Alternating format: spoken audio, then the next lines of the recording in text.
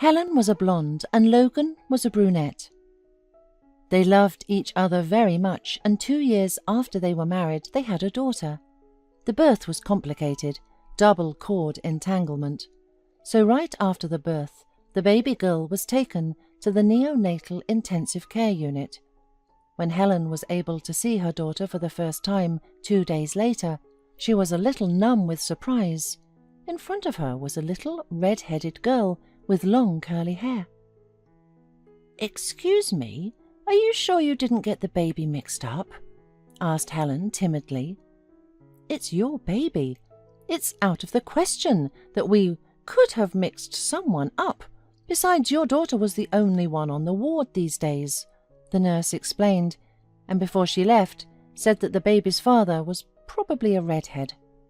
Helen looked at her daughter for a long time and could not believe her eyes. Baby, meanwhile, began to scream louder and louder and calmed down only when Helen held her to her breast. When Logan saw his daughter for the first time, he was also stunned, but nevertheless did not say a word. At home they began to study their family tree, called parents, asked, and it turned out that Logan's great-great-grandmother, on her father's side, was very red-haired and curly. After her, no one was born red-headed, only brunettes were born, like Logan himself. The girl was named Charlotte, and she grew up to be a very cheerful girl. When she was 4 years old, in the spring, she got her first freckles on her nose. "Mommy, what is it?" she asked naively. "Freckles. Angels have them, and you have to help as many people as how many freckles you have," Helen thought up, kissing her daughter lovingly on the cheek. She could not even suspect that Charlotte took her words seriously and remembered for the rest of her life. When the girl was playing in the sandbox and one of the kids nearby was crying, she, abandoning her constructed sandcastles, was running to soothe the crying child. She stroked her hands on the hair, said little kid-soothing words, sang affectionate songs. It had an instant effect on the children, and they always stopped crying, and Charlotte became more and more convinced that she was really an angel. If she saw that some little child, seeing a doll in her hands, began to be capricious and beg their parents for it, she ran to the child and gave her favourite doll. When Charlotte usually came home, the doll was in its place, and she had no idea what efforts Helen and the mother of the child made to return the doll, and Charlotte thought that this was how it was supposed to happen, because she was an angel. When Charlotte was 10 years old, on her way back from school, she saw an elderly man on the sidewalk, who began to slowly bend over to tie a shoelace. As she got closer, the girl noticed over the man a little boy on the balcony who was trying to get a look at the street. At that moment, he inadvertently elbowed a large pot of petunias, and the pot flew downward. Charlotte didn't even have time to shout, but simply pushed the elderly man as hard as she could. The man, unable to stay on his feet, flew aside, and Charlotte fell on top of him. Before he could think of anything, a huge pot of petunias landed right where the elderly man was tying his shoelaces and shattered to pieces. The man's emotions of anger and resentment were quickly replaced by emotions of tenderness and gratitude.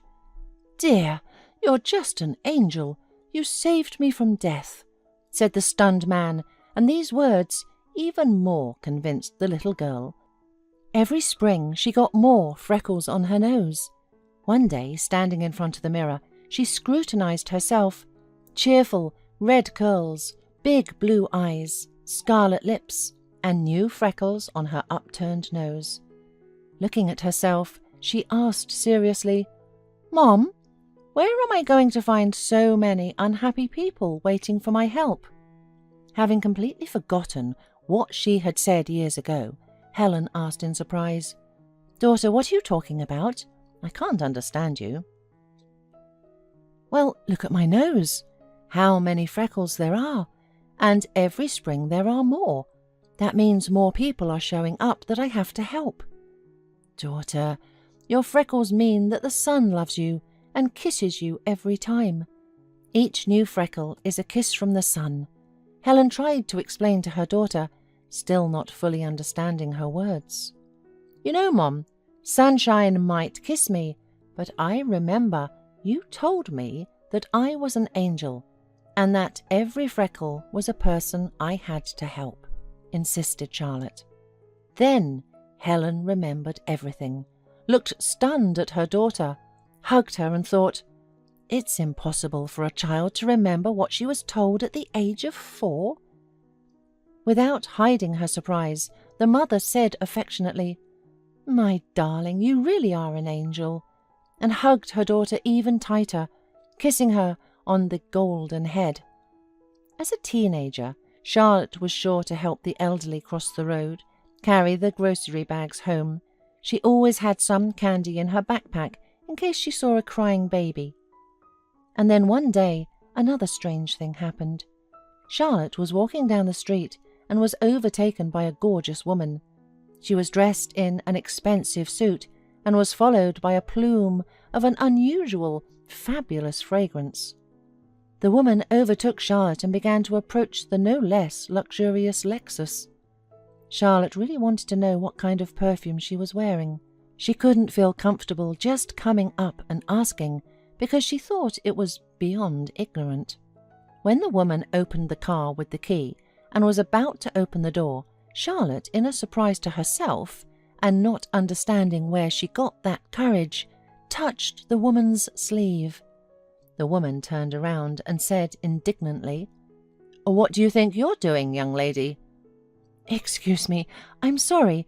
I don't know what came over me, but you have a wonderful magical smell of your perfume, and I just wanted to know.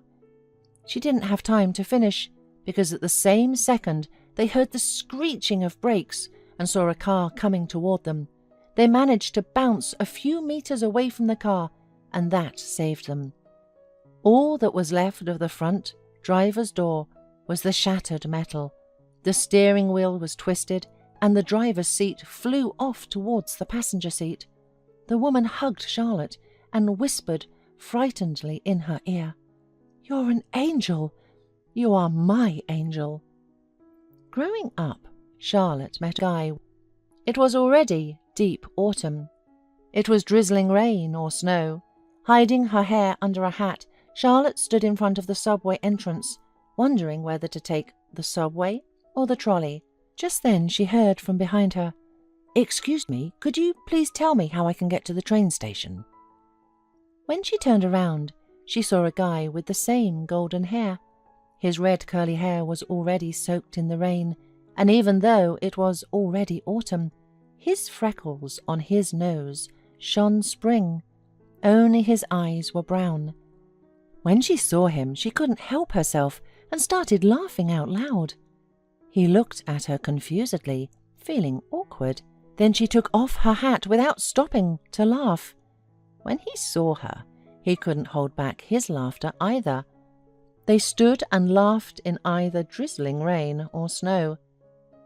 2 years later, they had a wonderful curly-haired, red-haired baby boy. When he was 4 years old, he got freckles on his nose, and he asked, Mommy, what is that? And Charlotte answered, Freckles, and angels have them. And you have to help as many people as how many freckles you have.